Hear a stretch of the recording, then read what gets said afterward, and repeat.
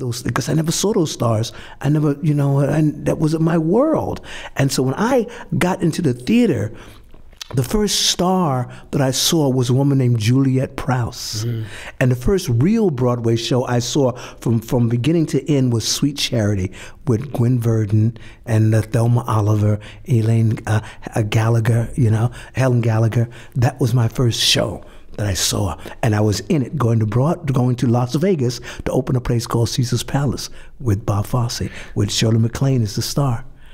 You know, so my career has been brought to me. I didn't come into this. I didn't wake up and say, well, I want to do the theater. I want to do theater. I want to be on Broadway. Yes, I want to be like Errol Flynn. You know, I wasn't there. I was on the streets of Brooklyn, and I'd go to a movie house and I'd look at these movies, and I'd come back and I'd get the kids on the block and I'd reenact the movie and do your own production. Do my own production of it. You know, that was my sense of theater. But as far as, look, when I didn't know who Julie Garland was until I met Liza Minnelli. Wow. And we happened to be sitting down, and the TV was on, and this woman, they were interviewing this woman, and a clip came on of her mother. And I said, I looked like Liza, and I said, Liza, you know that lady? She said, oh my God, Mom. I said, oh, what's her name? What a great experience. So it's been like that, you know, and I look up and I've been so blessed. There I was, you know, at a restaurant having dinner with Vincent Minnelli, you know. There I was walking down the street talking with Gene Kelly. You know? So you treasure this stuff, yeah, I can tell. I treasure. These are people that came into my life like a dream. Recently, a kind of, you had a lot of different people from the Roots cast together with you. Yes, and on Oprah. I was yes. looking at the pictures. That was wonderful. Share a little bit about that. Seeing John Amos again, he looks so good, that guy. Yeah, man. yeah, John, they all look good to me. You know, it was, you know, we've seen each other periodically over the years, and having a chance to talk about the Roots then with Oprah and today. And the sad thing we didn't bring up is that slavery still goes on today. And it's, you know, although we showed you what slavery was, a idea, not even an idea, a scratch of what it was like, but still today we still have slavery in the world, and that's a sad statement. And it kind of makes us say, well, we told you about it, people, do something about it, you know. So for us to sit down and just to be together again is to once again say to the world, stop slavery. Was that just her, and she didn't get to that goal in it? Why was it that she brought on? Well, there's so much to talk about. Right. You know, there's so many people there, so we didn't get a chance to really get into it. It was more talk, reflecting on what it was like during that time. We wanted to get there, but there was so much material that she had to choose from. You know, it's only an hour show, so. What a cool thing, though. The pictures of that are really cool. Oh, it was great being in her home and having dinner with her. And where'd they film that one? In Santa Barbara at her home. She's got a lot of homes. Yeah, well, that one was in Santa Barbara. Yeah. That's what I was saying, 'cause I know she got one in Kula. Yeah, she does. Up in Maine as well, as I recall. So those people, is there anyone from that cast you're closest to, or did the Roots show build any sort of relationship for you? Leslie Uggams and I have worked together off the show. We've done concerts together, and we've stayed pretty close. LeVar Burton, I run into every now at the barbershop. Lou Gossett, John moved down to Mexico. So the cast has went their ways into life. But what holds us together is the Roots factor. Right. And so we come together as a family of Alex Haley to give praise to him for allowing us to be the voice of a nation. Yeah, and telling us such a story, an important story. An important story. Such an important story. And the thing about it is that we've got to understand that, as long as there is injustice and human suffering, we have not done our job. Yeah, man.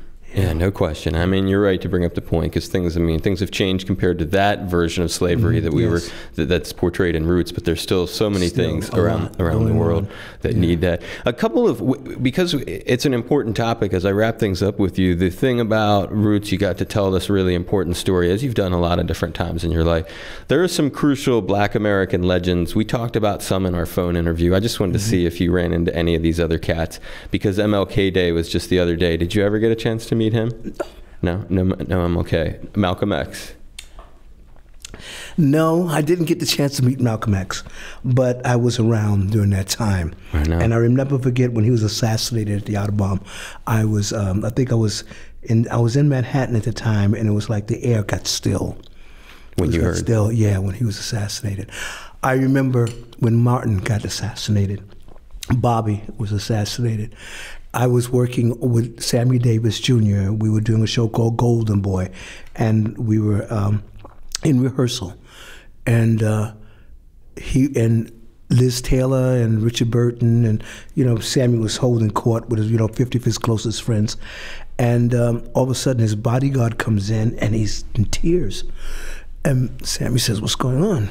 And he said, "They killed him." He said, "Cool." He said, "They killed him." He said, who are you talking about, Joe?" He said, "They killed King," and it got real silent. And I'll never forget Sammy going on TV and telling the nation, "Please stay at peace." We went, people will notice about Sam, we went to Chicago, and he personally kept down the riots in Chicago.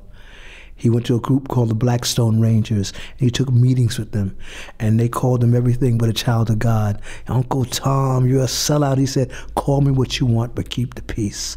Keep King's dream alive," and he gave them money to keep peace. The next guy, that's so funny you tell that story, because the next guy I was just going to be curious if you met did a similar thing the same night in Boston. And that's James Brown, who notoriously played the Boston Garden. They put it on PBS. They kept people inside to watch it. I just watched it the other night. Yes. You ever run into JB? Oh, yeah. We did a telethon together. And he was such a cool cat. James he'd have a band, right? And if one person, he'd come on the stage, he'd be going, and if I heard a trumpet go off note, beep, he'd go, $25. He'd find you right on the stage. He was a great guy. Yeah. So you hosted a telethon together? We hosted a telethon together. Yes, we did. And that was the only time you interacted with him, or you do? Well, yeah, we ran into each other here and there, but Is there an entertainer that you still wish that or that you aspire to, perhaps, as we think of some of these people that you would like to maybe do something with, who's around today that you haven't? Somebody that maybe you're like, I still would like to interact with this person, or I'm really fascinated by the art of so and so. Yes. Anybody who's employed. Yeah, give me a job. It's so funny. I run into Will Smith every now and then. Sure. And I admired this kid. He had me do his show called Fresh Prince of Bel-Air. And he said, "Ben, Fresh that episode we did? It's the most requested show that I've ever done in all the years I was doing." I said, "Really? Why don't you give me a job?" Put your money where your mouth is. I love these guys. I admire them, and they're all good friends. And I sit around, I see them on a big screen. I go, and I'll see one guy come on the stage with them, and he'll walk off. I said, "They didn't even call me for that walk on. I don't believe this." But I love them. And whom I'd like to work with? I'd like to work with all the greats. I love it that you're so hungry, though. I love that hunger. Yes. You got to remain hungry. Yeah, dude. You got to remain hungry. You got to climb that mountain. Well, I mean, you've got a wonderful assortment of things you're going to be offering the community here, like we said, between speaking to people about ways they should have more tenacity and be more motivated. Yeah, and Matt, speaking of tenacity, I'm building a platform based on tenacity to empower people. There's a lot of rumors about 2012, fear. The world's going to blow up. And I say, if the world's going to blow up, what are you doing? What are you doing in this? Are you living in fear, or are you living in your glory? If the world's going to blow up, live in your glory.